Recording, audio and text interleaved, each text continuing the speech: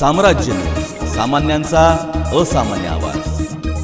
सोलापुरातील MIDC Chincholi या ठिकाणी INC लिमिटेडच्या माध्यमातून चालवला जाणारा शहरातील प्रमुख CNG पंप आज मंगळवारपासून बंद असल्याचे दिसून आले आहे।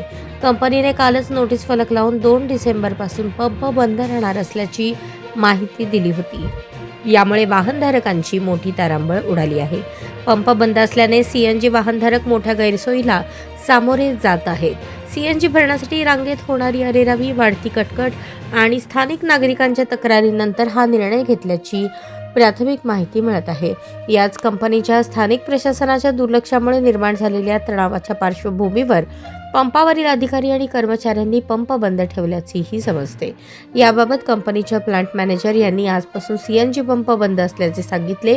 याबद्दल आणखी माहिती उपलब्ध थोड्याच वेळात देणार असल्याची माहितीही प्रतिनिधींशी बोलताना त्यांनी दिली।